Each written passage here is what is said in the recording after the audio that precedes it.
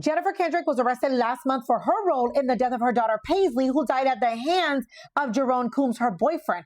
Jeroen told police, yes, that's right, this is what happened. This time I went too far. Before I jump into the details of this case, as always, please, major trigger warning. Now, if you have been following this case, he initially was arrested because he was the one that was by himself with the kids while she was out doing her errands. In fact, he shared that when he called her to tell her that her daughter was unresponsive, she finished her nail appointment before she went home. Police were not called for another 40 minutes. He gets arrested, and as I mentioned, he confessed to police what transpired.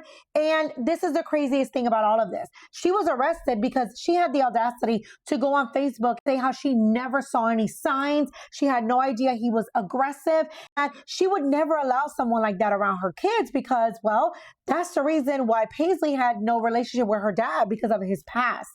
Thanks to text messages, we now know that she's full of crap and was actually texting him, telling him, hey, I know you're raising the kids with me, but if you're going to hit them, like hit them above their clothes, you're leaving them with bruises, and I can't have DCF, noticing the bruises. And the following day, even sent him a text talking about how one of the kids had a swollen ear and a large bruise on his ear and that she was worried about DCF.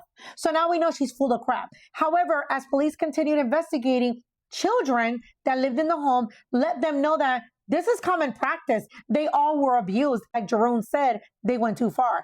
Let's get into what police shared. They shared that they found a cage that was essentially created with blankets, a playpen, and tape. He would put the kids in there, Paisley, including her siblings, and that it would be very dark.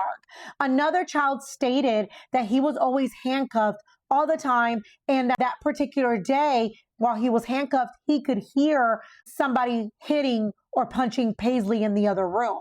He also stated that his mother let him out of handcuffs just minutes before police arrived. Now, thankfully, the state of Florida is actually seeking the death penalty against Jeroen Coombs. In fact, they added another charge. He is now charged with battery on a child under the age of 12. We do not know if it was Paisley or any of the other children. As this case continues to progress, I will keep you guys updated. This is disgusting. Talk to you soon.